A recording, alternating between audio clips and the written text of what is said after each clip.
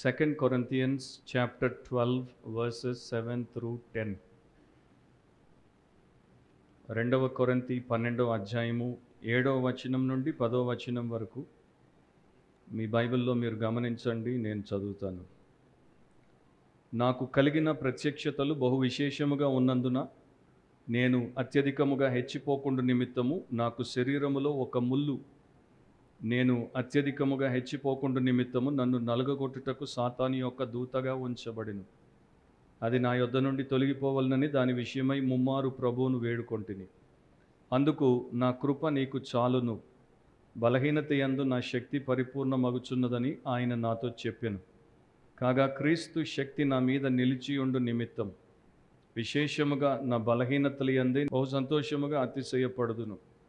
నేనెప్పుడు బలహీనుడునో అప్పుడే బలవంతుడను. కనుక క్రీస్తు నిమిత్తము నాకు కలిగిన బలహీనతల్లోనూ, నిందలలోనూ, ఇబ్బందులలోనూ, హింసలలోనూ, ఉపద్రవములలోనూ నేను సంతోషించుచున్నాను. ప్రార్థనలో ఏకీభవించండి. పరిశుద్ధుడవు, ప్రేమస్వరూపుడవు, పరిపూర్ణుడు అయిన మా దేవ, పరలోకమందున్న మా తండ్రి, ఉదయము సంఘముగా మేము కూడి రావడానికి, సజీవ లెక్కలో ఉండడానికి, మిమ్మల్ని స్తుతించి ఆరాధించడానికి మీరు మాకు ఇచ్చిన దయ కొరకు, కృప కొరకు మీ కృతజ్ఞతలు. వాక్యమును మీ ఆత్మ ద్వారా కూడి వచ్చినటువంటి సంఘానికి, తర్వాత వినబోయేటువంటి ప్రియులకు బోధించండి. రక్షణ లేని వారు రక్షణ పొందినట్లు, రక్షించబడిన ప్రతి వారు విశ్వాసముతో, విధేయతతో రూపాంతరపరచబడినట్లు కార్యము చేసి మా ప్రియుడు రక్షకుడైన యేసుక్రీస్తును మాత్రమే హెచ్చించమని యేసు పరిశుద్ధ నామమును అడిగి ప్రార్థిస్తున్నాం తండ్రి, ఆమేన్. కూర్చోండి. దేవుడి వాక్యాన్ని భయముతో, భక్తితో వినండి, శ్రద్ధతో, ఆసక్తితో వినండి. మీ హృదయం తెరిచి, మీ కన్నులు తెరిచి, మీ బైబిల్ తెరిచి వినండి. అండ్ వాక్యానుసారంగా మీరు జీవించున్నట్లు తీర్మానముతో వినండి, దీవించబడతారు. సో మనము 2వ కొరింథీ 12వ అధ్యాయము 7 నుండి 10వ వచనం వరకు ఉన్నటువంటి భాగాన్ని ఈ సమయంలో క్లుప్తంగా వింటాము. దాంట్లో ఉన్నటువంటి ప్రతి అంశమును గురించి నేను అంతే సమయం తీసుకొని బోధించను. ఒకటి ముఖ్యంగా ఈ సమయంలో మనం వింటాం. దానికి సంబంధించినటువంటి విషయములను కొంత మనము చూస్తాం. అపోస్తలుడైనటువంటి పౌలు కొరింథీ సంఘాన్ని స్థాపించిన తర్వాత దేవుని యొక్క సేవకునిగా, సంఘ కాపరిగా అక్కడ కొంతకాలం ఉండి సేవ చేశాడు.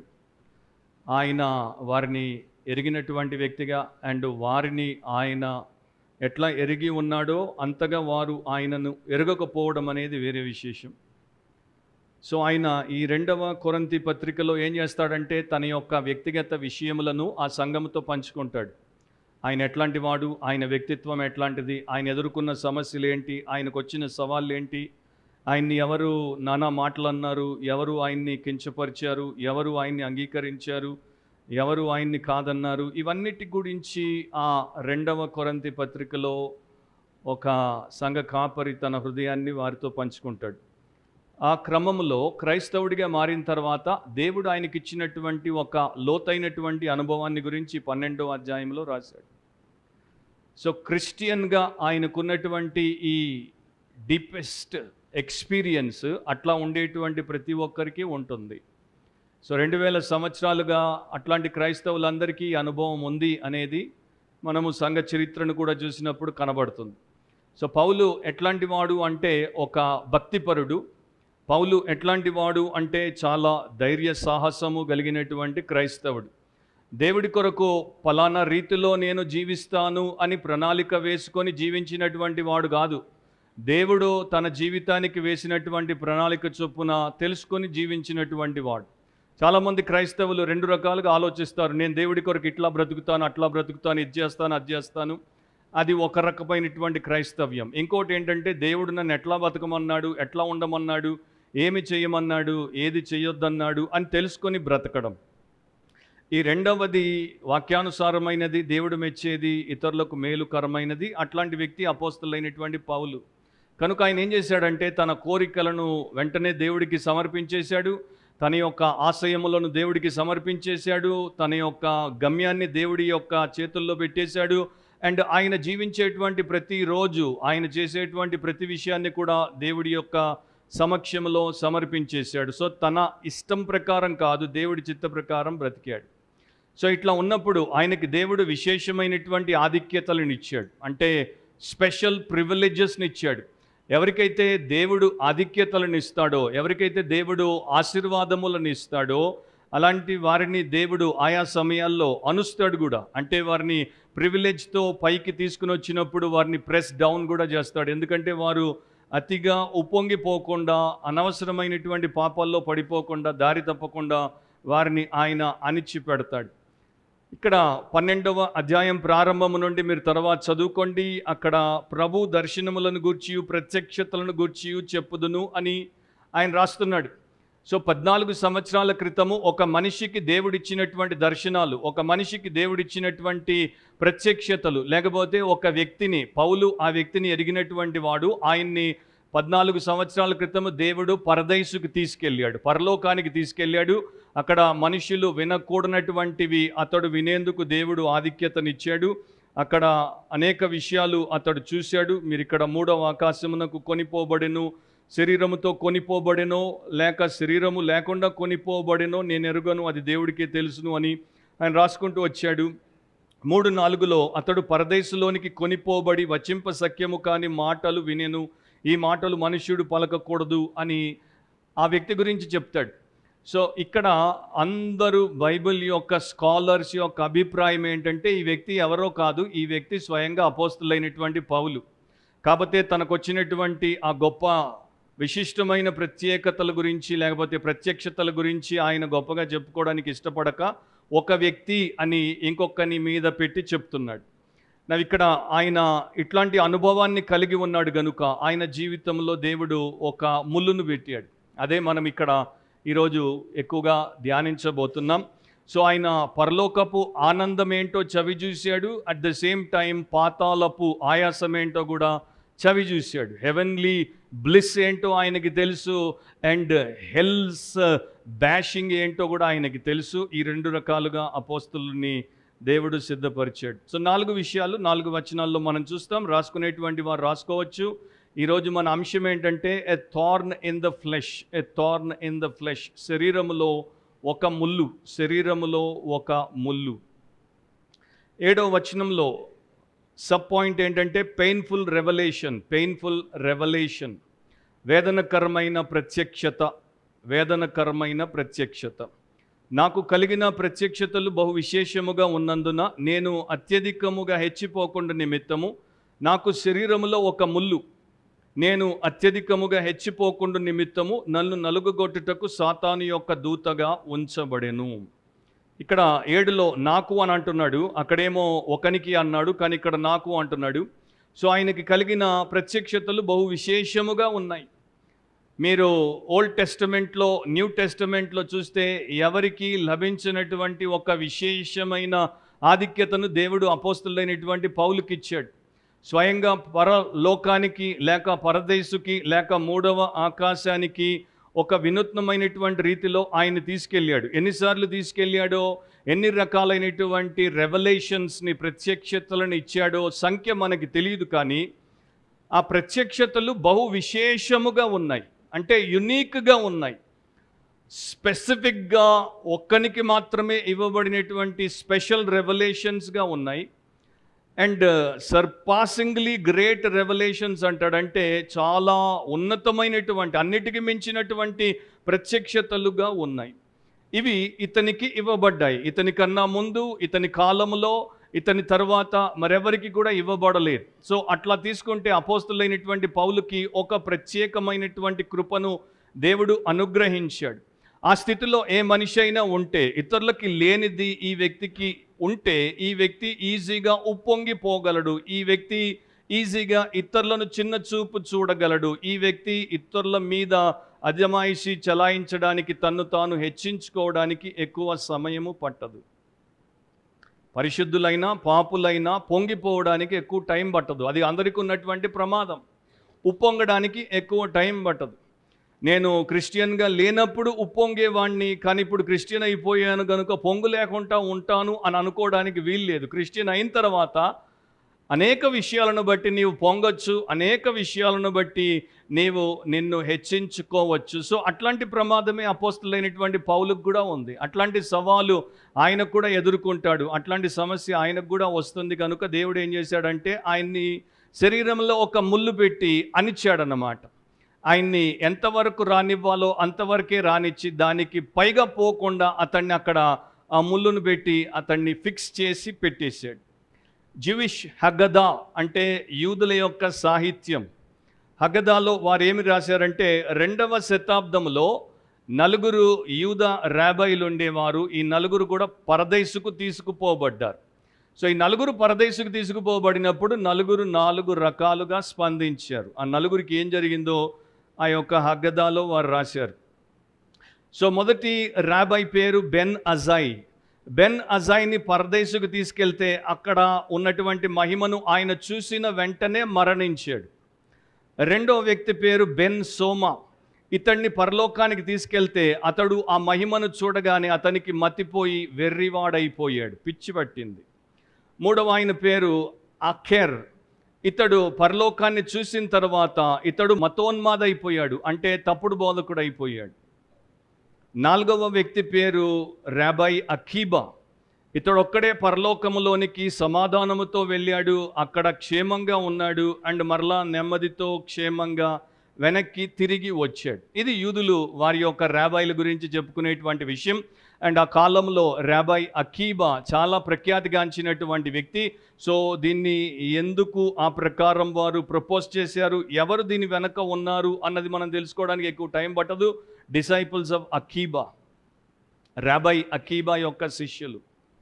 కానీ వారు చెప్పింది బిబ్లికలా అంటే కాదు. ఎందుకంటే పరలోకానికి పోయి వెనక్కి తిరిగి వచ్చినటువంటి వ్యక్తి అన్స్కేతడ్గా, అంటే ఏ రకమైనటువంటి నష్టము, హాని, ఇబ్బంది కలగకుండా రాడు, క్షేమంగా తిరిగి రాడు. అది అపోస్తలుడైనటువంటి పౌలు జీవితంలో దేవుడు మనకు చూపిస్తున్నాడు.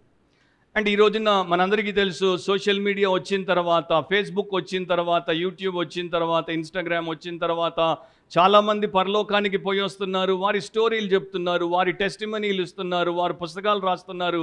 Amazon.com, Amazon.inలో అవి విపరీతంగా అమ్ముడుపోతున్నాయి. అండ్ కొంతమంది సినిమాలు కూడా తీశారు. ఎవరు కూడా చచ్చిపోలేదు, వీరెవరికి పిచ్చిపట్టలేదు, వీరెవరు మరి క్షేమంగా తిరిగి వచ్చినట్టే కనబడుతున్నారు, కానీ వీరికి ఏదో కష్టము నష్టము కలిగినట్టు కనబడట్లేదు. కానీ వీరిలో చాలామంది హెరెటిక్స్ మాత్రం ఉన్నారు, అంటే మత భేదులు ఉన్నారు, తప్పుడు బోధకులు ఉన్నారు. పరలోకంలో దేవుడు పౌలుకి ఏం చెప్పాడు, ఇక్కడ నీవు చూసిన వాటిని మనుషులు పలకకూడదు అన్నాడు. వచింప సఖ్యము కాని మాటలు విన్నావు కనుక నీవు దాన్ని ఎక్కడ పలకొద్దు. కనుక మీరు చూస్తే న్యూ టెస్టిమెంట్లో దాదాపు సగము కన్నా ఎక్కువ అపోస్తలుడైనటువంటి పౌలు రాశాడు. కానీ పరలోకంలో ఆయన ఏం విన్నాడో దాని గురించి ఒక్క అక్షరము కూడా ఆయన రాయలేదు.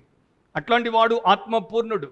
కానీ పరలోకానికి పోయి కట్టుకథలు రాసి, కల్పితాలు రాసి, విపరీతంగా పుస్తకాలు అమ్ముకొని పేరుగాంచి సాక్ష్యాలు చెప్పేటువంటి వారందరూ కూడా అబద్ధికులు, మోసగాళ్ళు. సో ఇట్లాంటి వ్యక్తికి దేవుడు ఏం చేయాలంటే ఆయన యొక్క గర్వమును పంక్చర్ చేయాలి. ఆయన యొక్క గర్వము, అహము, ఈగో అనేవి పెరగకుండా వాటిని పంక్చర్ చేయాలి. ఒక ముళ్ళు మన యొక్క బండి టైర్లోకి దిగితే ఎట్లా పంక్చర్ అయిపోతుందో అట్లాగే ఈయన పరలోక సంబంధమైనటువంటి ప్రత్యక్షతలను పొందుకున్నాడు కనుక పంక్చర్ చేయడానికి ముళ్ళు పెట్టాడు. దానికి ఒక ఉద్దేశం ఉంది. మీరు అక్కడే 2వ కొరింథీ 10వ అధ్యాయము 1వ వచనంలో చూస్తే కావలసిన భాగాన్ని నేను చదువుతాను, మీరు చూడండి. అతన్ని దేవుడు అట్లా ఎందుకు చేయదలిచాడు అంటే, పౌలను నేనే యేసుక్రీస్తు యొక్క సాత్వికమును మృదుత్వమును బట్టి మిమ్మల్ని వేడుకొనుచున్నాను. సో పౌలుకి సాతాన్లో ఉన్నటువంటి గర్వము, అహము అనేటువంటి అతిశయ వాదము అనేటువంటి లక్షణం ఉండకూడదు. పౌలు యేసుక్రీస్తు యొక్క దాసుడు, యేసుక్రీస్తుకి దాసోహము. అతడు సాతాను దాసుడు కాదు, సాతానుకు దాసోహం కాదు. కనుక దేవుడు ఏం చేశాడంటే యేసుక్రీస్తులో ఉన్న సాత్వికమును మృదుత్వమును పౌలులో కల్పించడానికి అతన్ని అణిచి శరీరంలో ఒక ముళ్ళు పెట్టాడు. సో మనము ఎంత గొప్ప ప్రార్థనా పరులమైనా, మనం ఎంత గొప్ప బైబిల్ పాఠకులమైనా, మనకెంత గొప్ప పరిచర్య ఉన్నా, మనము క్రీస్తులో ఉన్న సాత్వికతను కలిగి ఉన్నామా, మృదుత్వాన్ని కలిగి ఉన్నామా, దానిలో మనం ఫలభరితులం అవుతున్నామా, దాంట్లో మనం పెరుగుతున్నామా అనేది చూడాలి. కానీ మనము గర్వముతో కాలర్ ఇప్పామా, గర్వముతో కాలర్ ఎగిరేసామా, గర్వముతో తల పైకి పెట్టి బిడుసుగా దాన్ని పెట్టి పోజు కొడుతున్నామా, అందరికన్నా మనల్ని పైన పెట్టుకుంటున్నామా అన్నది చూస్తే మీకు అర్థమైపోతుంది. He is none other than a servant of Satan, he is a devil's agent అని. అండ్ ఈరోజున 90+% ప్రపంచంలో క్రైస్తవ సేవలో డెవిల్స్ ఏజెంట్లు ఉన్నారు, క్రిస్టియన్ సర్వెంట్లు లేరు. సో చూడండి, ఈ వ్యక్తిలో యేసుక్రీస్తు సాత్వికం ఉందా, ఈ వ్యక్తిలో యేసుక్రీస్తు మృదుత్వం ఉందా, ఈ వ్యక్తికి దేవుడు అట్లాంటి ఆధిక్యతనిచ్చిన ఈ వ్యక్తి క్రీస్తులాగా అవుతున్నాడు అన్నది మనకు అర్థమవుతుంది. నేను అత్యధికముగా హెచ్చిపోకుండా నిమిత్తమని ఆ వచనంలో 2 సార్లు చెప్పాడు. నేను అత్యధికముగా హెచ్చిపోకుండా నిమిత్తము. మనల్ని ఎవరైనా పొగడగానే మనము మురిసిపోతాం, మన గురించి ఎవరైనా మంచిగా చెప్పగానే మనము హృదయంలో మన యొక్క హార్ట్ చిన్నది ఇంత పెద్దగా అయిపోతుంది, దాంట్లోనికి వారు గాలి కొట్టరు. కానీ ఆ యొక్క ముఖస్థుతి అనేది దాన్ని అట్లా బ్లోట్ చేసేస్తుంది అన్నమాట. సో ఈ బ్లోటింగ్ అనేది బోస్టింగ్ రూపంలో బయటకు వచ్చేస్తుంది, మనకి తెలుసు అది. కానీ దేవుడికి ఒకటి తెలుసు, దేవుడు ఇతడు అత్యధికముగా హెచ్చిపోకుండానట్లు ఇతడిని అణిచి పెట్టాలని ఏం చేశాడు. దేవుడు ఒక్కడికే తెలుసు మనకున్నటువంటి ఆత్మీయ ప్రమాదం ఏంటో. తల్లి తండ్రి వారి బిడ్డల్ని పసిగట్టినప్పుడు వారు ఎట్లాంటి ప్రమాదాల్లో పడగలరో వారే పసిగడతారు. అట్లాగే దేవుడు పౌలుకి ఎట్లాంటి ప్రమాదం ఉందో పసిగట్టాడు. రెండవది, దేవుడు పౌలును ప్రమాదంలో పడకుండా కాపాడాడు. నా ఇక్కడ పౌలు పాపములో పడిపోయిన తర్వాత దేవుడు కాపాడలేదు, అతన్ని పాపములో పడకుండా కాపాడాడు. సో కొన్నిసార్లు దేవుడు చేసేటువంటి పనులు మనకి అయిష్టంగా ఉండొచ్చు, అసౌకర్యంగా ఉండొచ్చు, ఆయాసంగా ఉండొచ్చు. కానీ దేవుడు ఏం చేస్తున్నాడంటే మనము ఆ యొక్క పాపములో పడకుండా మనల్ని కాపాడుతున్నాడు. అండ్ దేవుడు ఇక్కడ ఏం చేశాడు, సాతాను యొక్క ఉచ్చులో అపోస్తులైనటువంటి పౌలు తెలియకుండా పడిపోకుండా అతన్ని భద్రపరుస్తున్నాడు. ఈ పౌలే ఈ కొరింథీ సంఘానికి రాసినప్పుడు ఒక చోట అంటాడు, సాతాను యొక్క కుట్రలేంటో, సాతాను చేసేటువంటి ఆ యొక్క మెథడాలజీస్ ఏంటో నాకు తెలుసు అంటాడు. ఇదే 2 కొరింథీ 2:11 ఉంది. క్రీస్తు సముఖమునందు క్షమించి ఉన్నాను. చివరిలో ఉంటుంది, సాతాను తంత్రములను మనము ఎరుగని వారము కాము. బట్ అట్లా కూడా కొన్నిసార్లు సాతాను తంత్రాల్లో అపోస్తులైనటువంటి పౌలు లాంటి వారు కూడా పడిపోవచ్చు, కనుక దేవుడు కాపాడాడు. అండ్ దేవుడికి గర్వము అనేది, హెచ్చింపు అనేది, ఎగ్జాల్టేషన్ అనేది ఎంత దారుణమైనటువంటి విషయం అంటే దాన్ని ఆయన భరించడు. సో తన దాసుడికి శరీరంలో ఒక వేదనకరమైనటువంటి ముళ్ళును పెడతాడు, కానీ అతని జీవితంలోనికి గర్వమును రానివ్వడు. సేమ్ థింగ్, మీ చిన్న బిడ్డ 10th క్లాస్ చదువుతున్నటువంటి మీ కుమారుడు ఇంటికి బ్రాండీ బాటిల్ పట్టుకొచ్చి మీ ముందు తాగుతుంటే ఒక తల్లిగా ఒక తండ్రిగా వాడి ముఖం పగలగొడతారు, బాటిల్ పగలగొడతారు, కానీ మీరు వాడిని తాగనివ్వరు. తర్వాత వాడికి ఎంత బాధ అయింది, ఎంత నొప్పి కలిగింది అవంతా కూడా మీరు మరి మారాము చేసి భుజగించుకొని బాగు చేసుకుంటారేమో, కానీ ఆ టైంలో మాత్రం బ్రాండీ బాటిల్ని తాగనివ్వరు. సో గర్వము దానికన్నా దారుణమైనటువంటిది, గర్వము దానికన్నా హేయమైనటువంటిది. దేవుడు దానికి వ్యతిరేకి గనుక ఆయన దాన్ని తన దాసుల్లో తన పిల్లల్లోనికి రానివ్వడు. కనుక దానికి వేరుగా ఆయన ఈ రకమైనటువంటి ఏర్పాటు చేసి పెట్టాడు.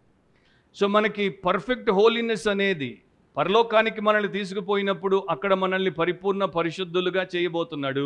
సో దాని కొరకు ఇక్కడ మనల్ని పర్ఫెక్ట్ హ్యూమిలిటీలో పెట్టాలి, అంటే పరిపూర్ణమైనటువంటి వినయ మనస్కులుగా మనల్ని తయారు చేయాలి. సో అది దేవుడు చేసే విషయం. 2 వచనాలు నేను మీకు చెప్తాను, మీరు రాసుకోండి లేకపోతే చూడొచ్చు. యాకోబు 4:6, జేమ్స్ 4:6లో ఇట్లా ఉంది, దేవుడు అహంకారులను ఎదురించి దీనులకు కృప అనుగ్రహించును అని లేఖనము చెప్పుచున్నది. సో పౌలు అహంకారముతో హెచ్చిపోతే దేవుడు అతన్ని ఎదురించాల్సి వస్తుంది. అతనికి దేవుడు ఇవ్వడు. కనుక అతన్ని అహంకారిగా మారకుండా అణిచాడు, దీనుడిగానే ఉంచాడు, కృప తర్వాత కృపనిచ్చాడు. 1 పేతురు 5:5-6 వచనాల్లో అదేమో యాకోబు యేసు సహోదరుడు చెప్పాడు, ఇక్కడేమో పేతురు యేసు శిష్యుడు చెప్తున్నాడు, దేవుడు అహంకారులను ఎదురించి దీనులకు కృప అనుగ్రహించును. దేవుడు తగిన సమయమందు మిమ్మల్ని హెచ్చించినట్లు ఆయన బలిష్టమైన చేతి క్రింద దీన మనస్కులై ఉండుడి. మిమ్మల్ని మీరు హెచ్చించుకోవద్దు, అప్పుడు గర్విష్ఠులు అవుతారు. దేవుడు మిమ్మల్ని వినయ మనస్కులుగా మార్చిన తర్వాత ఆయన సమయంలో ఆయన హెచ్చిస్తే ఆ మహిమంతా దేవుడికి వస్తుంది, అది వేరే విషయం.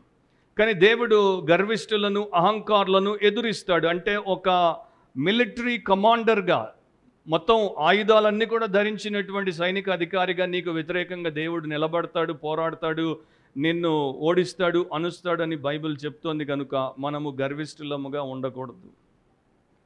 సో పౌలుకి అది ఒక ముళ్ళు అన్నమాట, శరీరంలో ఒక ముళ్ళు.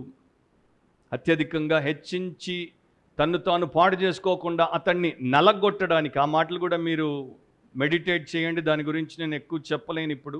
నన్ను నలగగొట్టడానికి సాతాను యొక్క దూతగా ఉంచబడెను, అంటే ఇవ్వబడింది అన్నమాట. దాన్ని దేవుడే ఇచ్చాడు.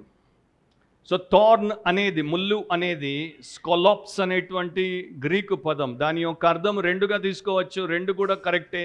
ఒకటి స్టేక్ అంటే ఒక కర్రకి ఒకడిని కట్టేయడము, లేకపోతే ఒక కర్రను ఒక వ్యక్తిలో దూర్చి పట్టి పెట్టడము, అది పెద్ద సైజులో ఉంటుంది, పదునుగా ఉంటుంది. రెండవది మనందరికీ తెలిసినటువంటి థార్న్ అంటే ముళ్ళు. అది ముళ్ళు ఇంత చిన్నది కావచ్చు, ఇంతది కావచ్చు, ఇంకొంచెం పొడవుగా ఉండొచ్చు. ముళ్ళు చాలా పదునుగా ఉంటుంది. అండ్ ముళ్ళు కర్రది మనకు తెలుసు. సో ముళ్ళు చిన్నదిగా ఉంటుంది, పదునుదిగా ఉంటుంది, అండ్ శరీరంలో దిగబడినప్పుడు లోపల దాకా వెళ్ళిపోతుంది కనుక చాలాసార్లు బయటికి కనబడాల్సిన అవసరం కూడా లేదు. అండ్ ముళ్ళు ఎంతసేపు ఆ శరీరంలో ఉంటుందో అంతసేపు అక్కడ నొప్పి ఉంటుంది, పెయిన్ ఉంటుంది. సో ఈ శరీరంలో ఒక ముళ్ళు, అంటే ఇది అపోస్తలుడైనటువంటి పౌలుకు దేవుడు పెట్టినటువంటి నిమిషం నుండి ఆయన చివరి శ్వాస వరకు, ఆయన జీవితాంతం ఆయన దాన్ని కలిగి ఉన్నాడు. సో ఇది పాల్ యొక్క పెయిన్ఫుల్ పర్సిస్టింగ్ ప్రాబ్లం అన్నమాట, పర్మనెంట్ ప్రాబ్లం. సో ముళ్ళు అనేది ఆయనకి జీవితకాలం దేవుడు పెట్టేశాడు, శరీరంలో ఒక ముళ్ళు. సో దేవుడు అనుకున్నాడు, నీ యొక్క హృదయంలోనికి గర్వం వచ్చే కన్నా నీ శరీరంలో ఒక ముళ్ళు పెడితే బాగుంటుంది అనేసి. సో మనకు కూడా దేవుడి కొరకు మనం బ్రతికినప్పుడు, భక్తితో బ్రతికినప్పుడు, బైబిల్ క్రైస్తవులముగా బ్రతికినప్పుడు, ప్రార్థనాపూర్వకంగా దేవుడి మీద ఆధారపడి బ్రతికినప్పుడు, ఆత్మానుసారంగా నడిచి బ్రతికినప్పుడు తప్పకుండా గ్యారంటీడ్గా దేవుడు ఒక ముళ్ళు పెడతాడు. ఎందుకంటే అట్లా బ్రతికినటువంటి వారికి దేవుడు ఆధిక్యతలు ఇస్తాడు. ఆధిక్యతలు వారు అత్యధికముగా హెచ్చిపోయేటువంటి ప్రమాదాన్ని ముందు పెడతాయి, శోధనను ముందు పెడతాయి, కనుక వారికి ఒక ముళ్ళు పెడతాడు. So all saints will have a thorn in the flesh. Hosea గ్రంథంలో ప్రవక్త అయినటువంటి హోషేయ ద్వారా ఒక సత్యాన్ని దేవుడు చెప్పాడు. 2వ అధ్యాయం 6వ వచనం, హోషేయ 2:6, హోషేయ 2:6. ముండ్ల కంచె దాని మార్గములకు అడ్డము వేయుదును, దాని మార్గములు దానికి కనబడకుండా గోడ కట్టుదును. ఎందుకంటే ఇక్కడ ఉన్నటువంటి యొక్క దేవుని ప్రజలు, ఇశ్రాయేలుకు సాదృశ్యముగా ఉన్నటువంటి వారు ఏం చేస్తున్నారు? దేవుడిని విడిచిపెట్టి దేవుడికి వ్యతిరేకంగా ఎటుపడితే అటు పోయి పాపము చేయడానికి ఇష్టపడుతున్నారు. కనుక దేవుడు ఏమంటున్నాడు? వారి దారికి ముళ్ళ కంచె అడ్డం వేస్తాను, వారి మార్గములు వారికి కనబడకుండా గోడ కడతాను అంటున్నాడు. సో పౌలు హెచ్చింపబడకుండా శరీరంలో ఒక ముళ్ళు పెట్టాడు. ఈ ముళ్ళు ఏంటి మనకి తెలియదు. జాగ్రత్తగా వినండి. అపోస్తలుడైనటువంటి పౌలు ఒక ముళ్ళు అన్నాడు, కానీ ఆ ముళ్ళు వెనకాల ఉన్నటువంటి సంగతి ఏంటో ఆయన చెప్పలేదు. ఫలానా ముళ్ళు అని చెప్పలేదు, ఆ థార్న్ ఇది అని చెప్పలేదు. కనుక ఇక బైబిల్ స్కాలర్లు, బైబిల్ టీచర్లు, పాస్టర్లు, క్రిస్టియన్స్ అందరూ ఏం చేశారంటే స్పెక్యులేట్ చేశారు. వాక్యమును వారు చదువుతున్నప్పుడు వాక్యంలో వారు చూసినటువంటి విషయాలనే ఎక్కువ మంది వాడారు. కొంతమంది వాక్యానికి సంబంధం లేనటువంటి విషయాలు కూడా వాడారు, కానీ ఊహాగానము చేశారు. కాల్విన్ ఏమన్నాడు? అవి అతనికి వచ్చినటువంటి ఆత్మ సంబంధమైన శోధనలు, స్పిరిచువల్ టెంప్టేషన్స్ అన్నాడు. లూథర్ ఏమన్నాడు? అవి అతడు ఎదుర్కొన్నటువంటి శోధనలు, అతడికి వచ్చినటువంటి హింసలు అన్నాడు. రోమన్ క్యాథలిక్కులు ఇప్పటికి కూడా ఏమంటారు? అపోస్తలుడైనటువంటి పౌలుకు ఎదురైనటువంటి సెక్షువల్ టెంప్టేషన్స్, లైంగిక పరమైనటువంటి శోధనలు అన్నారు. ఇతరులు ఏమన్నారంటే అతని శరీరము మరి దెబ్బతినింది, అతనికి బహుశా గూని ఉండి ఉంటుంది, లేకపోతే అతడికి ఫిట్స్ రోగం ఉండి ఉంటుంది, లేకపోతే అతడికి మలేరియా జ్వరము ద్వారా దేహము పాడైంది, లేకపోతే అతడికి మైగ్రెయిన్ హెడేక్స్, విపరీతమైన తలపోట్లు వచ్చేవి. మరికొంతమంది అన్నారు అతడు ఒక దయ్యమును ఎదుర్కొనేవాడు, దయ్యము అతనితో పోరాడేవాడు అని. మరికొంతమంది సువార్త వ్యతిరేకులు అతడికి వ్యతిరేకులుగా విరోధులుగా ఉన్నారు, వారు ఇబ్బంది పెట్టారు. ఇంకొంతమంది అతనికి నోటి మాంద్యం ఉండేది, మాట్లాడడం అతనికి చేతనయ్యేది కాదు. మరికొంతమంది అతనికి కంటి జబ్బు ఉండేది. ఈ కంటి జబ్బు అనేవారు ఎక్కువ మంది ఉన్నారు. గలతీ 4:15 ఇట్లా ఉంటుంది. గలేషియన్స్ 4:15 మీరు చెప్పుకొనిన ధన్యత ఏమైనది, శక్యమైతే మీ కన్నులు ఊడబీకి నాకు ఇచ్చివేసి ఉందరని మీ పక్షమున సాక్ష్యం పలుకుచున్నాను. సో ఆ లైన్ చెప్పాడు కదా. గలతీ క్రైస్తవులు అపోస్తలులైనటువంటి పౌలును ఎంతగా ప్రేమించారంటే ఆయన కొరకు వారు తమ కన్నులు ఊడబీకి ఆయనకి ఇచ్చేయడానికి సిద్ధమంట. ఈ రోజున అట్లాంటి సంఘ సభ్యులు లేరు. పాస్టర్ కన్నులు ఊడబీకి వస్తారు. పాస్టర్కి సొంత కన్నులు ఊడబీకి ఇచ్చే అంత ధన్యులు ఈ రోజున లేరు. కానీ గలతీ క్రైస్తవులు అట్లా ఇవ్వడానికి సిద్ధం. అదే గలతీ 6:11 మీరు చూస్తే మళ్ళీ ఇట్లా అన్నాడు, నా స్వహస్తముతో మీకెంత పెద్ద అక్షరములతో రాయిచున్నానో చూడుడి. సో పౌలు కంటి జబ్బు గలవాడు, చిన్న అక్షరాలతో రాయలేడు కనుక పెద్ద అక్షరాలతో రాశాడు. సో దాన్ని బట్టి ఆయనకి కంటి జబ్బు అని కొందరు అన్నారు. ఆయన అదేంటో మనకు చెప్పలేదు కనుక నేను అదేంటో మీకు చెప్పలేను, అదేంటో నాకు తెలియదు. కానీ ఇక్కడ ముళ్ళు ఏమిటి అన్నది ముఖ్యం కాదు, ముళ్ళు ఏమి చేయుటకు ఇవ్వబడింది అన్నది ముఖ్యం. ఏదైనా పర్వాలేదు, అత్యధికముగా హెచ్చిపోకుండుటకు అది ఒక సాధనం అన్నమాట. ఇప్పుడు నేను ఇంతకుముందు చెప్పినట్టు ఆ తరహాలో భక్తిపరులుగా బ్రతికితే, బైబిల్ క్రైస్తవులుగా బ్రతికితే, దేవుడికి ప్రియులుగా బ్రతికితే తప్పకుండా మీ దేహంలో కూడా ఒక ముళ్ళు ఉంది. అదేంటో నాకు తెలియకపోవచ్చు, మీకు తెలిస్తే చాలు. దేవుడికి మీకు తెలిస్తే చాలు. దాన్ని బట్టి మీరు దేవుడు నన్ను ఇట్లా సిద్ధపరుస్తున్నాడు, ఇట్లా నన్ను రూపాంతరపరుస్తున్నాడు అనేది మీరు తెలుసుకుంటారు. అది మీకు చాలా ఉపయోగపడుతుంది. ఒక పాతకాల భక్తుడు ఇట్లా అన్నాడు, ఒక విశ్వాసికి 2 స్థలాలు క్షేమకరమైనవి, ఒక బిలీవర్కి 2 స్థలాలు క్షేమకరమైనవి. ఒకటేమో డస్ట్ అంటే మన్ను, ఇంకొకటేమో హెవెన్ పరలోకము. కానీ ఆయన మరలా దాని కంటిన్యూటీలో ఇంకో మాట చెప్పాడు. అయినా కూడా ఇంకో మాట చెప్తాను, పరలోకం కూడా విశ్వాసికి క్షేమం కాదు. ఎందుకంటే పరలోకము నుండే పరిపూర్ణ పరిశుద్ధ దూతలు పాపం చేసి పడగొట్టబడ్డారు. సో విశ్వాసికి క్షేమం ఏంటంటే మన్ను. నువ్వు ఎంతకాలం బతుకుతావో అంతకాలం డస్ట్లో బతుకు, అదే నీకు క్షేమం. కానీ మనకు అదే వద్దు, మనకి డస్ట్ వద్దు, మనకి థ్రోన్ కావాలి, మనకి క్రౌన్ కావాలి, మనకి క్రాస్ వద్దు. క్రాస్ని ఆ మనిషికి వేసినప్పుడు క్రాస్ని డస్ట్లో వేసి వాడిని డస్ట్లో వేసి కొడతారు, అది మన సేఫెస్ట్ ప్లేస్. కానీ ఈరోజున సెయింట్లు, సర్వెంట్స్ ఆఫ్ గాడ్లు డస్ట్లో లేరు. ఎక్కడున్నారో యెషయా 14 తర్వాత చదువుకోండి. సాతాను ఏమి చేయబోయాడో వారు కూడా అదే చేయబోతున్నారు.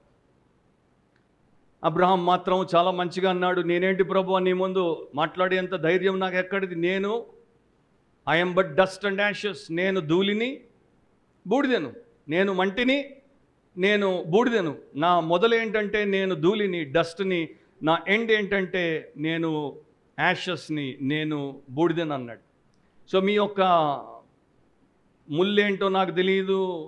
మిమ్మల్ని నలగొట్టడానికి సాతాను యొక్క దూతగా దేవుడు దేన్ని పెట్టాడో నాకు తెలియదు. కానీ మీరు చూసుకోవచ్చు, కొంతమందికి అది నిజంగానే ఒక రోగముగా ఉండొచ్చు. రిచర్డ్ బ్యాక్స్టర్ అనేటువంటి ఒక గొప్ప సేవకుడు, ఆయనకి ఒక రుగ్మత ఉండేది, ఒక శరీరంలో రోగం ఉండేది. అది 50 ఏళ్ళు పీడించింది ఆయన్ని.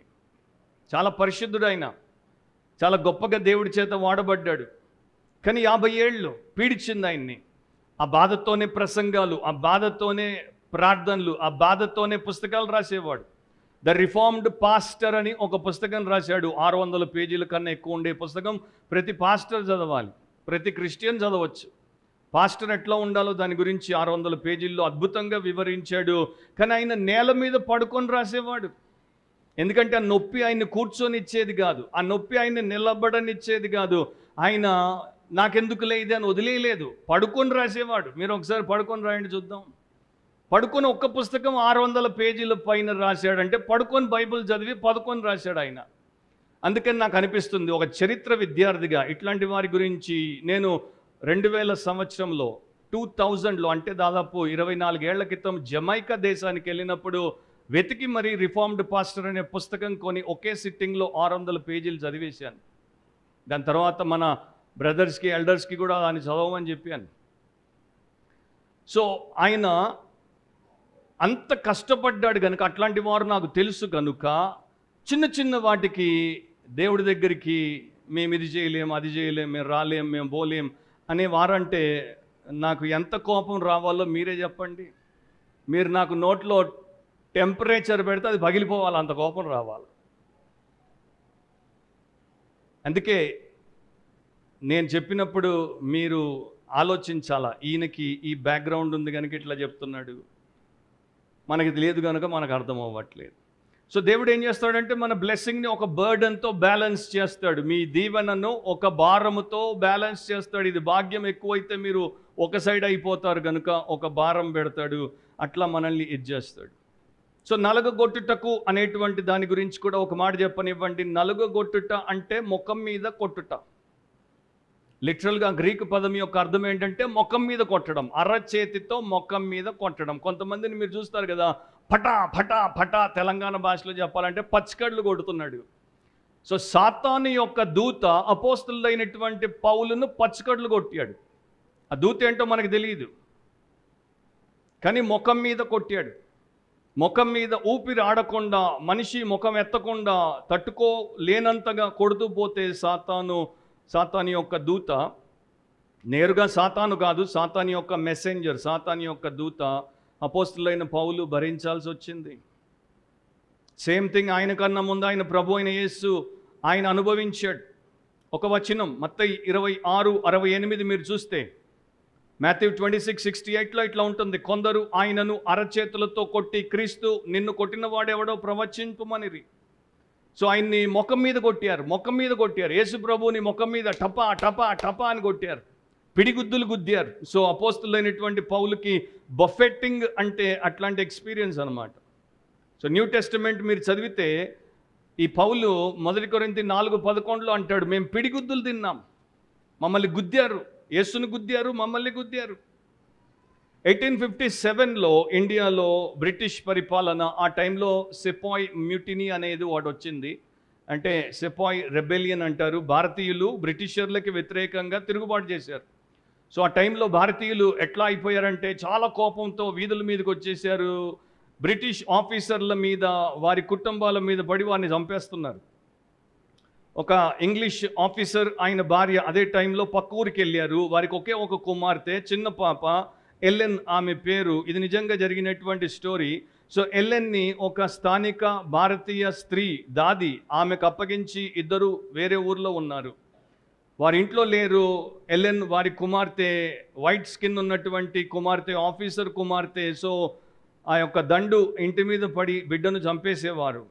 కానీ ఈ యొక్క ఆఫీసర్ కింద పనిచేసేటువంటి ఒక సోల్జర్ ఏం చేశాడంటే, పాప ఒక్కటే ఇంట్లో ఉంది, సార్ లేడు అని చెప్పి, అమ్మ లేదని చెప్పి గుర్రం తీసుకొని వేగంగా ఇంటికి వచ్చాడు. ఆ దాది దగ్గర ఉన్నటువంటి పాపను తీసుకొని గుర్రం ఎక్కి వెళ్ళిపోతున్నాడు.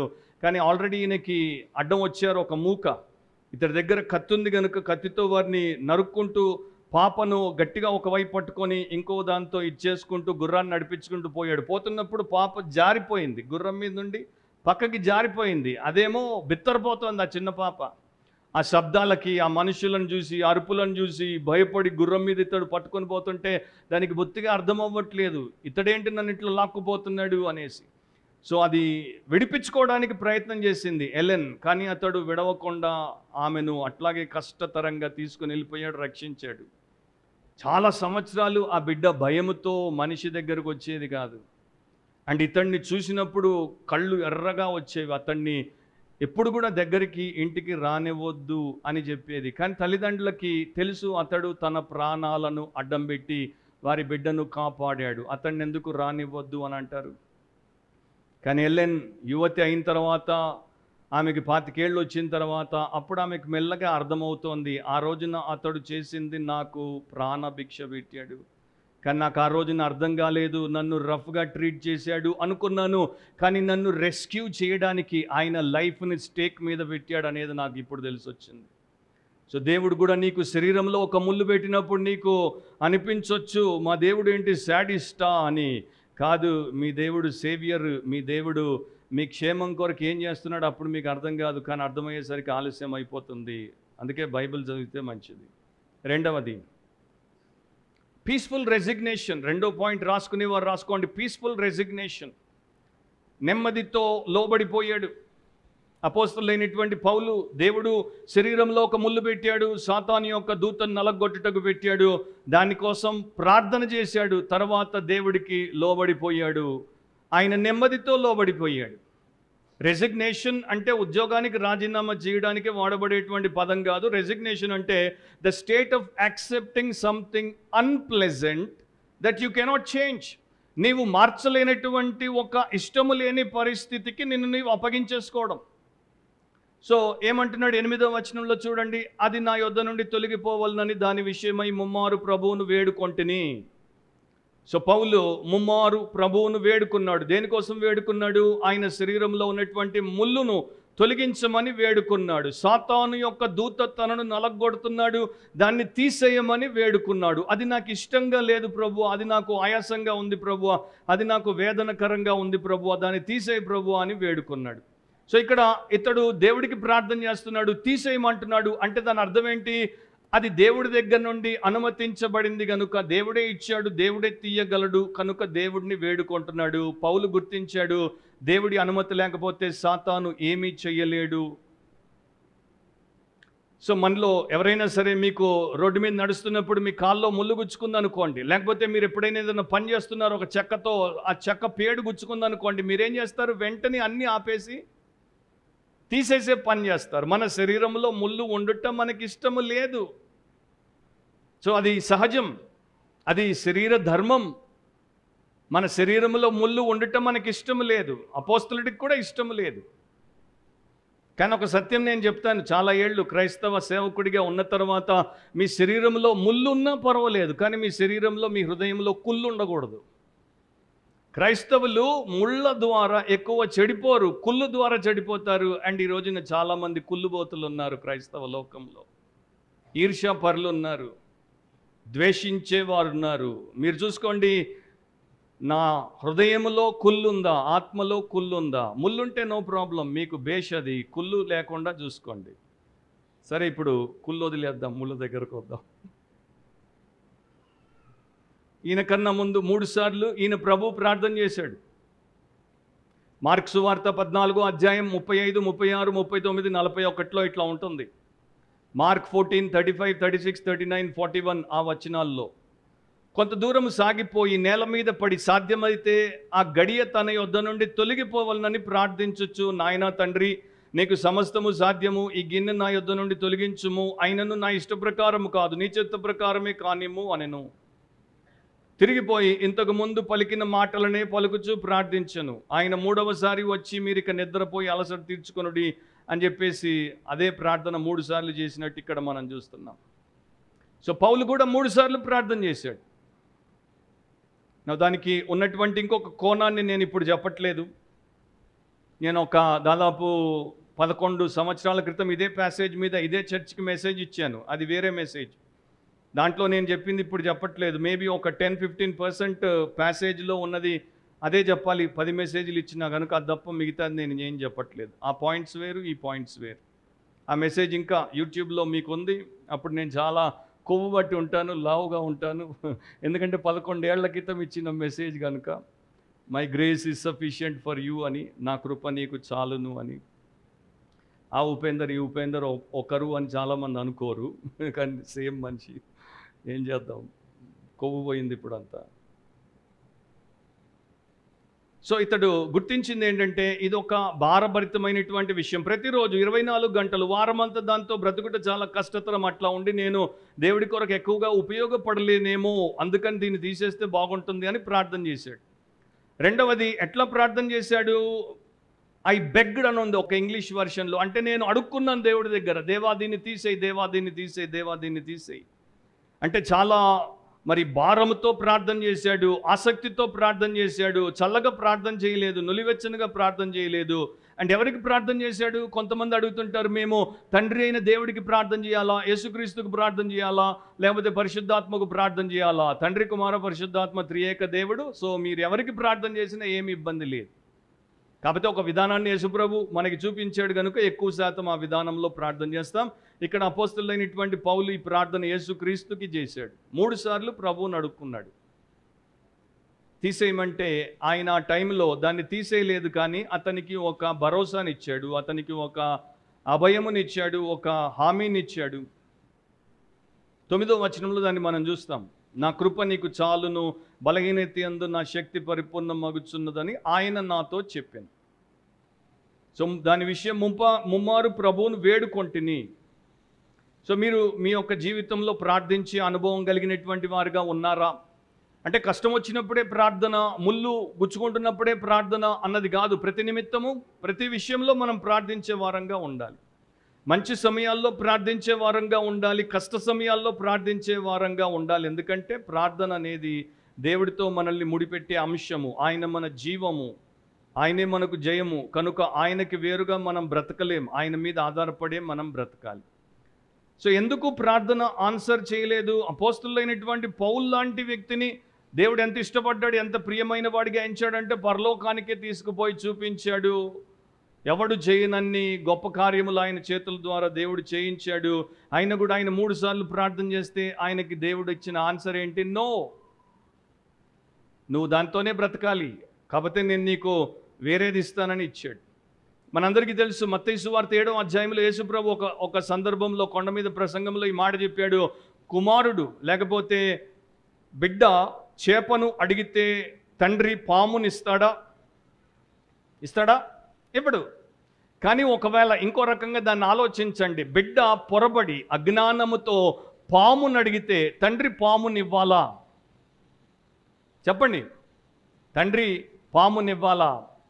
ఈ రోజుల్లో అట్లాంటి పిల్లలు కూడా ఉన్నారు. చేపలు 100 ఏళ్ల క్రితం పిల్లలు ఆడుకునేవారు, ఇప్పుడు మేము పాములతో ఆడుకునే పిల్లలం, కొండ చిలువలతో ఆడుకునే పిల్లలం. మీరు తల్లిదండ్రులతోనే ఆడుకునే పిల్లలు, ఇక మీకు పాములు కొండ చిలువలు ఎందుకు? మీ వల్ల మీ తల్లిదండ్రుల ఆయుష్ పోతుంది, మీ వల్ల మీ తల్లిదండ్రుల ఆనందం ఎప్పుడో ఆవిరైపోయింది. ఎందుకు కన్నామురా బాబు అంటున్నారు, మీ ముందు కాదు, మాతో. సో బిడ్డ పాముని అడిగితే తండ్రి పామునివ్వాలా? ఇవ్వడు. అట్లాగే పరలోకమందున్నటువంటి తండ్రి కూడా చేపను అడిగితే పాముని ఎట్లా ఇవ్వడు, అట్లాగే పాముని అడిగితే కూడా పామునివ్వడు. సో ఇతనికి ఇది మంచిది అని దాన్ని తీసేయలేదు, ఆ ముళ్ళు అతనికి అట్లాగే పెట్టాడు.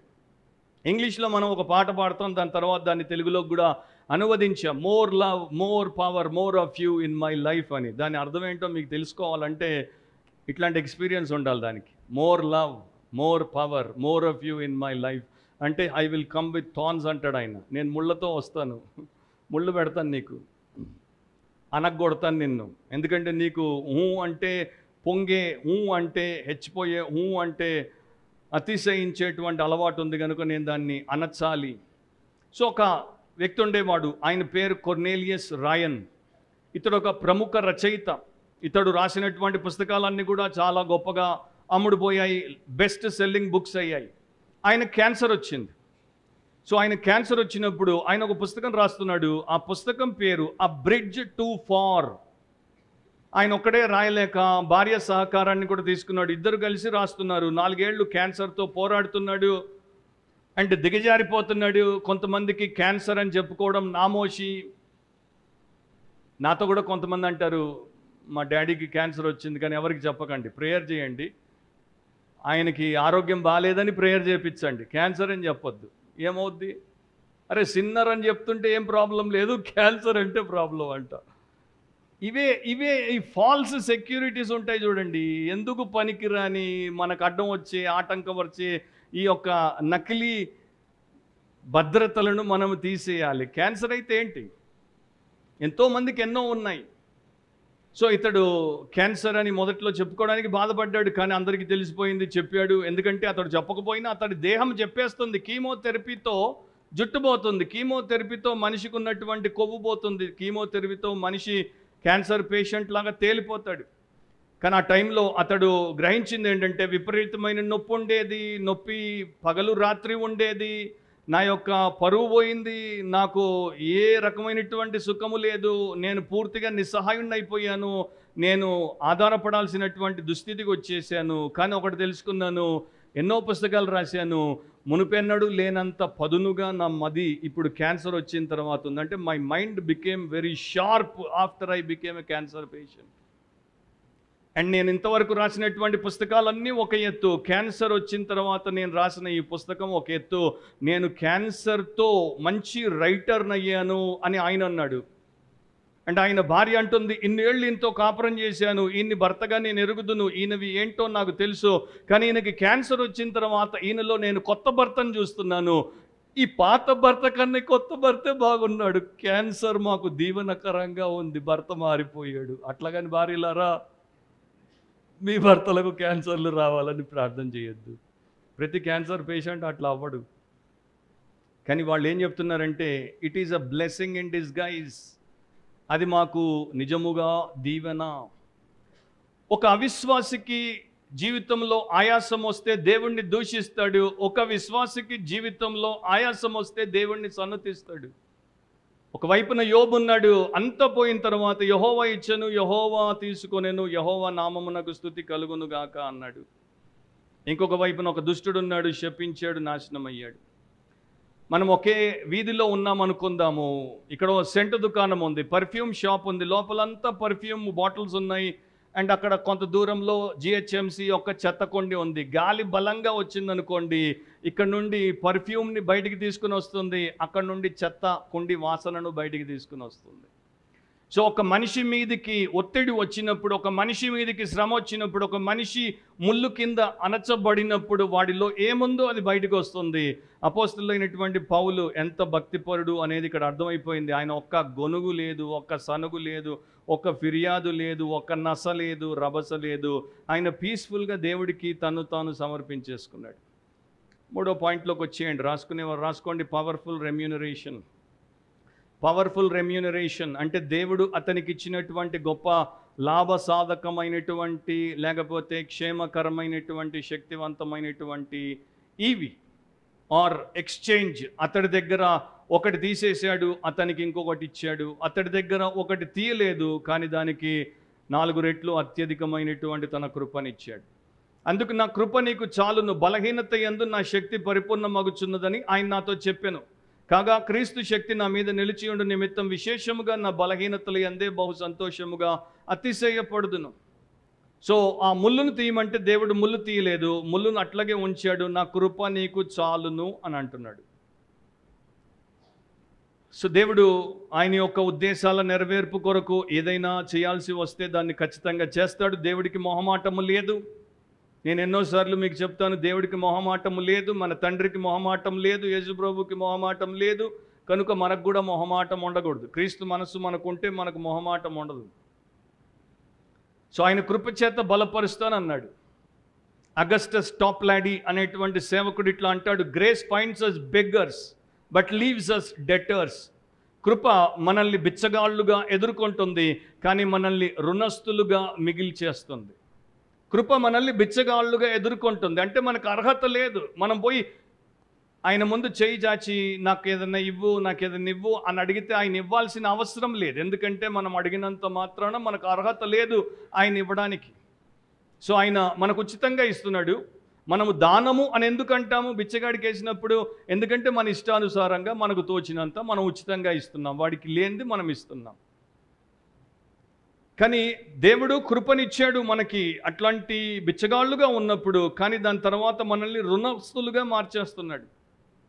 సో ఆయన యొక్క కృప ద్వారా మన పాపం క్షమించబడింది. ఆయన కృప ద్వారా మనం దేవుడితో సమాధానపరచబడ్డాం. దేవుడి శత్రుత్వాన్ని దేవుడు ఆయనకి మధ్యలో తీసేశాడు. ఆయన కృప ద్వారా మనం రక్షించబడ్డాం. ఆయన కృప ద్వారా మనము సేవలో వాడబడతాం. ఆయన కృప ద్వారానే మనం రూపాంతరపరచబడతాం. ఆయన కృప చేతే మనకి పరలోకాన్ని తెరిచాడు, నిత్య జీవాన్ని ఇచ్చాడు. అంతా కూడా ఆయన కృపే.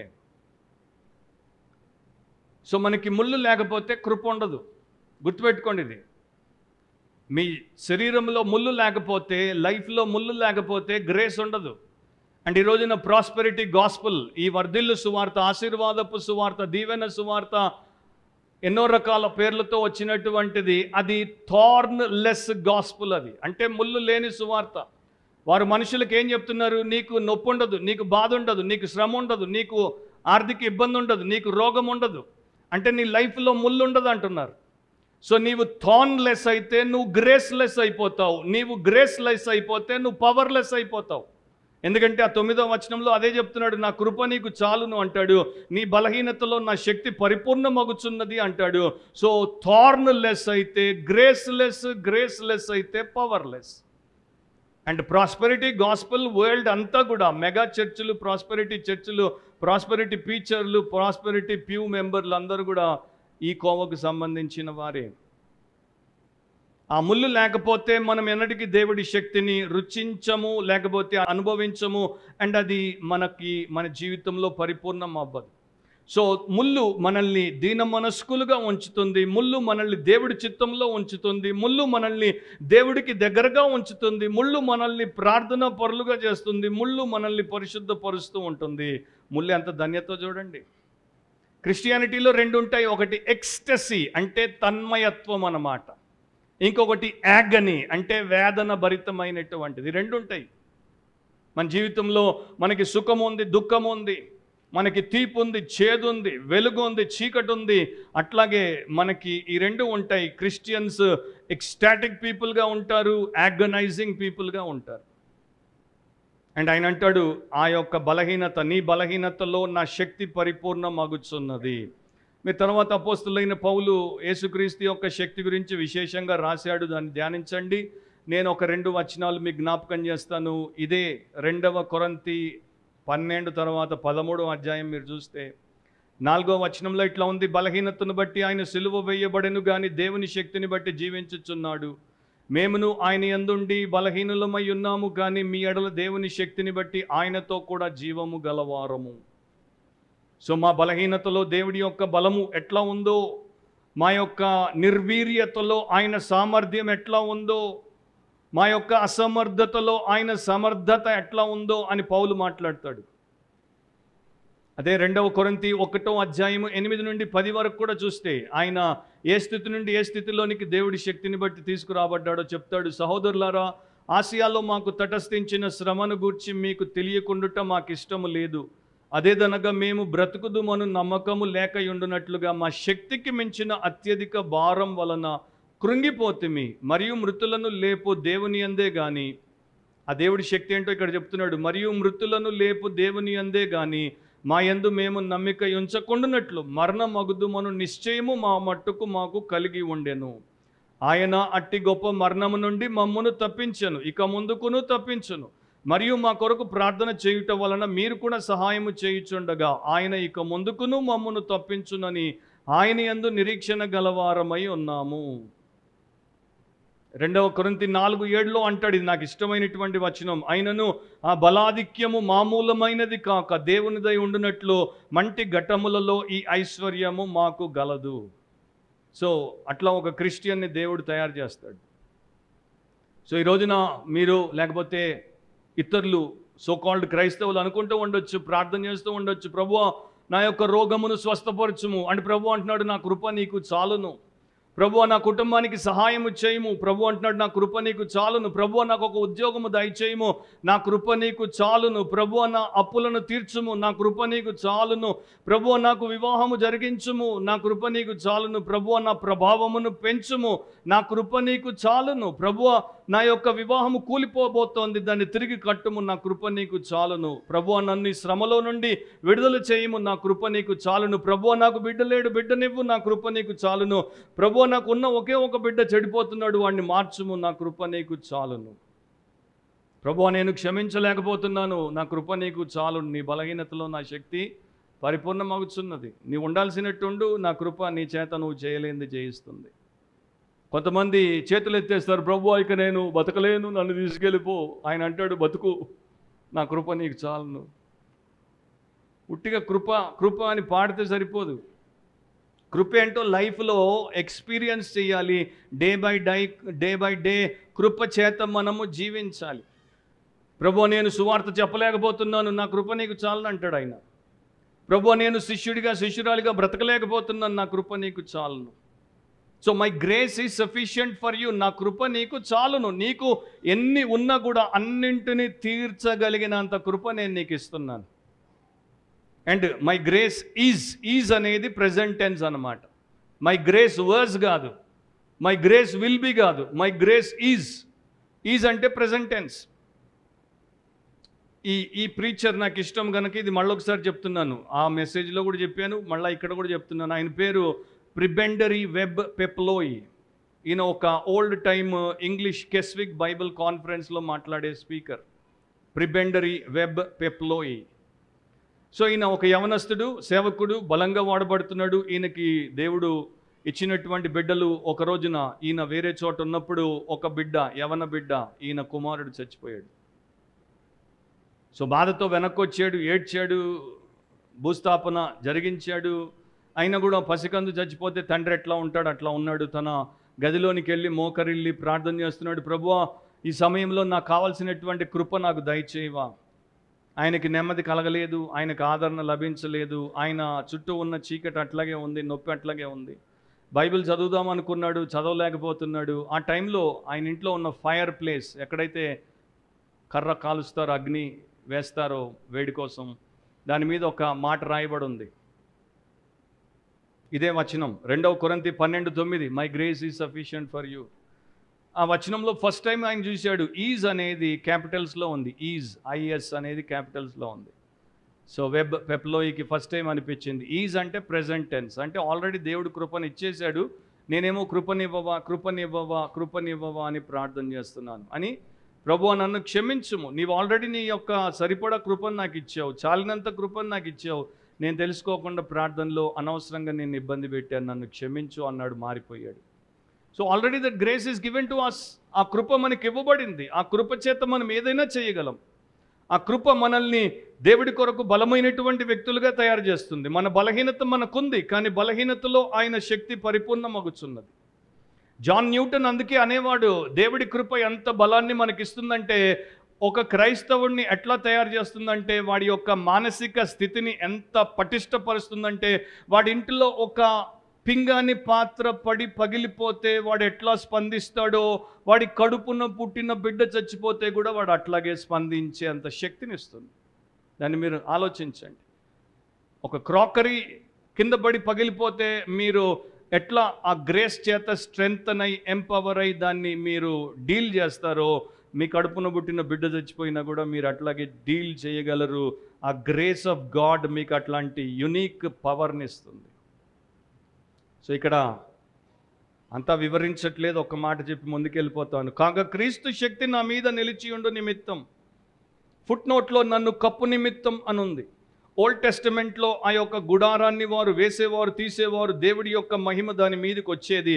సో ఇక్కడ పౌలు ఏమంటున్నాడు, నేను బలహీనంగా ఉన్నప్పుడు క్రీస్తు యొక్క శక్తి నన్ను కప్పుతోంది, క్రీస్తు యొక్క శక్తి నా మీద నిలుస్తోంది, క్రీస్తు యొక్క శక్తి నా మీద ఒక గుడారముగా ఉంటుంది. దానికన్నా నాకు ఇంక కావాల్సినటువంటి ఆశీర్వాదం ఏముంది విశేషముగా. అందుకే నా బలహీనతలు యందు బహు సంతోషముగా అతిశయపడుదును అంటాడు. 10వ వచనంలోనికి వచ్చేయండి. ఇక పయస్ రెజల్యూషన్, భక్తిపరమైనటువంటి తీర్మానం. 10లో నేను ఎప్పుడు బలహీనుడునో అప్పుడే బలవంతుడను గనుక క్రీస్తు నిమిత్తము నాకు కలిగిన బలహీనతల్లోనూ, నిందల్లోనూ, ఇబ్బందుల్లోనూ, హింసల్లోనూ, ఉపద్రవములలోనూ నేను సంతోషించుచున్నాను. ఆయన దృక్పథం మారిపోయింది. వీటిల్లో మామూలు మనుషులు, మేధస్సున్న మనుషులు సంతోషించరు. క్రైస్తవులు కూడా ఈ రోజున మేము క్రైస్తవులం, దేవుడి పిల్లలం అని చెప్పుకునేవారు ఈ 5 సంతోషించట్లేదు. కానీ పౌలు అంటున్నాడు, నేను వాటి యందు సంతోషిస్తాను. వాటి గురించి నేను ఇప్పుడు వివరించట్లేదు, కానీ ఒక్కొక్క మాట అవేంటో మనము చూసుకుంటూ వెళ్ళిపోదాము. ఆయన వీటిలో సంతోషిస్తున్నాడు. మొదటిది, దాంట్లో ఆయన మనకి చెప్పింది ఏంటి? బలహీనతల్లో, ఇన్ఫర్మిటీస్ అనేటువంటి ఆంగ్ల పదం అది. బలహీనతల్లో ఆయన సంతోషిస్తున్నాడు. నిందల్లో, ఇన్సల్ట్స్, ఆయనకి వచ్చినటువంటి అవమానాల్లో ఆయన సంతోషిస్తున్నాడు. ఇబ్బందులు అంటే ఒత్తిళ్లలో ఆయన సంతోషిస్తున్నాడు. ఇరుకునబడున్నప్పుడు సంతోషిస్తున్నాడు. హింసలు, పర్సిక్యూషన్స్లో ఆయన సంతోషిస్తున్నాడు. ఉపద్రవాల్లో, డిస్ట్రెసెస్లో, విపరీతమైనటువంటి వేదన భరితమైన సమయాల్లో ఆయన సంతోషిస్తున్నాడు. సో ఒక మాటతో నేను ముగిస్తాను. క్రీస్తు నిమిత్తము ఇవన్నీ, ఫర్ క్రైస్ట్ సేక్, క్రీస్తు నిమిత్తం ఇవన్నీ. సో నేను క్రీస్తు కొరకు భక్తిపరుడిగా, క్రీస్తు కొరకు పరిశుద్ధునిగా, క్రీస్తు కొరకు దైవ సంబంధిగా బ్రతికినప్పుడు ఇట్లాంటివి వస్తే నేను వాటిని భరిస్తాను, సంతోషిస్తాను. మనము ఆత్మీయంగా ఎప్పుడు పరిపక్వతలోనికి వచ్చామంటే శారీరకంగా ఫిజికల్ వెల్బీయింగ్, శారీరక క్షేమము, శారీరక సుఖము, శారీరక లాభము, ప్రయోజనము కొరకు ఆలోచించుట తగ్గించి దీంట్లో మనకేమి లేకపోయినా ఆత్మీయముగా నేను ఫలిస్తే, దీవించబడితే, విశాలపరచబడితే అది నాకు క్షేమం అనుకున్నప్పుడు మనము నిజంగా స్పిరిచువల్లీ మెచ్యూర్డ్ పీపుల్. అండ్ ఆ కోవలో ఈ రోజున చాలా తక్కువ మందిని పెట్టొచ్చు. సో దేవుడు కూడా నీ శరీరానికి ఉన్న రోగాన్ని తీయకపోవచ్చు, కానీ నీ ఆత్మకు ఉన్నటువంటి రోగాన్ని తీసేయడానికి ఇష్టపడతాడు. అది చాలా ముఖ్యం. ఎందుకంటే నీ ఆత్మకున్నటువంటి ఆ చెడు గుణమును, ఆయన ఆ రోగమును తీయకపోతే నీకున్న మంచిదంతటిని కూడా నీవు కలుషితం చేస్తావు, నీవు పాడు చేస్తావు. So God is more interested in your spiritual well being than your interest in your physical well being. Weakness అనేటువంటి పదం పౌలు వాడాడు. గ్రీకులో దాని అర్థం ఏంటంటే అసమర్థుణ్ణి. ఇంపార్టెంట్ అంటే ఒక మగవాడు బిడ్డలను కనలేకపోతే నపుంసకుడు అంటారు. అట్లా నేను నపుంసకుడను, నేను నీరసము కలిగిన వాడను, నేను బలము లేని రోగిని, నేను చాతగాని వాడను. అట్లాంటి నాలో ఆయన తన శక్తిని పెడుతున్నాడు. అది మనం నిజంగా. సో అతిశయించడానికి మనలో ఏమీ లేదు. నేను ఫలానా అని చెప్పడానికి మనలో ఏమీ లేదు. మనము దేవుడి కృప చేత దేవుడి కొరకు ఏర్పాటు చేయబడ్డాం. దేవుడి శక్తితో నింపబడతాం, దేవుడి శక్తితోనే నడుచుకుంటాం. ఒక భక్తుడి తండ్రి, డాక్టర్ హ్యారీ ఐరన్ సైడ్ అనేటువంటి ప్రపంచ ప్రముఖ భక్తుడి తండ్రి చనిపోతున్నాడు. ఆయన తుది పలుకులు ఇక మంచం మీద పడుకొని మాట్లాడుతున్నప్పుడు అందరూ చుట్టూ ఉన్నారు. చుట్టూ ఉన్నప్పుడు ఆయన అంటున్నాడు, నాకు ఒకటే గుర్తుకొస్తుంది. అపోస్తలుల కార్యములు 10వ అధ్యాయంలో పేతురు మేడ మీద నుండి ప్రార్థన చేస్తున్నప్పుడు ఒక దుప్పటి పైనుండి పరలోకం నుండి దిగి వచ్చింది. ఆ దుప్పటి నిండా ఆయన చూశాడు, చతుష్పాద జంతువులను చూశాడు, ఇంకా ఇది చూశాడు, ఇంకా ఇది చూశాడు, ఇంకా అదేదో గుర్తుకు రావట్లేదు అన్నాడు. అప్పుడు పక్కనే ఉన్నటువంటి స్నేహితుడు అందించాడు, క్రీపింగ్ థింగ్స్ అంటే ప్రాకు పురుగులు. అదే కావాలి నాకు. నేను కూడా ఇప్పుడు దేవుడి కృప మీద ఆధారపడి పరలోకములోనికి ప్రాక్కుంటూ పోతున్నాను, మీకు అందరికీ గుడ్ బై అని చెప్పి పాక్కుంటూ వెళ్ళిపోయాడు. So I'm a creeping creature into God's heaven because of his grace. దేవుడి కృప చేత ఒక ప్రాకు పురుగును ఇంట్లోకి రానిచ్చినట్టు తన పరలోకంలోనికి ఆయన రాణిస్తున్నాడు. మనకి ప్రాకు పురుగు కన్నా ఆధిక్యత లేదు. మనల్ని బయటికి గెంటేయచ్చు, నలిపేయచ్చు, కానీ రానిచ్చాడు ఆయన. సో నీవు నీ దేవుడి పట్ల ఎంత కృప, ఎంత కృతజ్ఞత కలిగి బ్రతుకుతున్నావో నాకు తెలియదు, కానీ మనం అట్లా బ్రతుకుట దేవుడు మనకు నేర్పే సత్యము. శరీరంలో ఒక ముళ్ళు, ఆ థార్న్ ఇన్ ద ఫ్లెష్, అది అపోస్తులైనటువంటి పౌలు ద్వారా దేవుడు మనకి ఇచ్చినటువంటి ధన్యత. తలంచండి, కళ్ళు మూసుకొని ప్రార్థనలో ఏకీభవించండి. మీరు ఇంకా రక్షించబడకపోతే మీ జీవితము నిత్య నాశనానికి అప్పగించబడుతుంది. యేసుక్రీస్తు అందుకే మీ కొరకు తన పరలోకాన్ని, తండ్రి రొమ్మున ఆనుకునే గొప్ప భాగ్యాన్ని, పరమదూతల స్తుతి గానాలను, ఇంకా విశేషముగా ఉన్న అన్నింటినీ విడిచిపెట్టి నరుడిగా, నరావతారిగా, పాపము లేని వాడిగా లోకంలో జన్మించాడు. కన్య గర్భాన జన్మించాడు. 33.5 సంవత్సరాలు పాపం లేకుండా జీవించాడు. మన పాపాన్ని, అంటే నా పాపం, నీ పాపం తన మీద మోపుకొని శిక్ష అనుభవించాడు. తన దేహాన్ని చీల్చబట్టకిచ్చాడు, రక్తాన్ని చిందించబట్టకిచ్చాడు, మన కొరకు ప్రాణాలు ఇచ్చాడు, చనిపోయాడు, సమాధి చేయబడ్డాడు. 3వ దినమున తిరిగి లేచాడు, మనల్ని పిలుస్తున్నాడు. ప్రయాసపడి భారం మోసుకొనుచున్న సమస్త జనులారా నా యొద్దకు రండి. మనం వెళ్ళగలిగింది ఆయన దగ్గరికే. మనం వెళ్ళడానికి ఇంకో దిక్కు లేదు, ఇంకో విషయము లేదు. ఆయనే విమోచకుడు, ఆయనే రక్షకుడు, ఆయనే జీవం, ఆయనే నిత్య జీవం. సో ఆయన దగ్గరకు వచ్చి మీ పాపం ఒప్పుకొని మారు మనసు పొంది ఆయన్ని నమ్ముకోండి, రక్షణ పొందండి. అండ్ రక్షింపబడినటువంటి వారు మీ శరీరంలో దేవుడు పెట్టిన ముళ్ళేంటో తెలుసుకోండి. మీరు అత్యధికముగా హెచ్చిపోకుండా, పొగరుతో పొంగిపోకుండా, దేవా నా దేహంలో, నాలో ముళ్ళు పెట్టి నన్ను అణిచి ఆశీర్వాదకరంగా చేయుము. నేను బలహీనంగా ఉంటే నీ బలము నాలో పరిపూర్ణమవునట్లు చేయుము అని ప్రార్థన చేసి సమర్పించుకో. పరిశుద్ధుడైన తండ్రి, మాకు మీరు ఇచ్చినటువంటి వాక్య సందేశం కొరకు మీ కృతజ్ఞతలు. మరి నన్ను, మమ్మను ఆ ప్రకారం మీరు చేసి మాలో, మా ద్వారా మీరే మహిమ పొందమని, మేము మీ కృపను బట్టి మీకు కృతజ్ఞులమై రుణస్థులమై బ్రతుకుటకు సహాయము చేయమని యేసు పరిశుద్ధ నామమును అడిగి ప్రార్థిస్తున్నాం తండ్రి. ఆమేన్.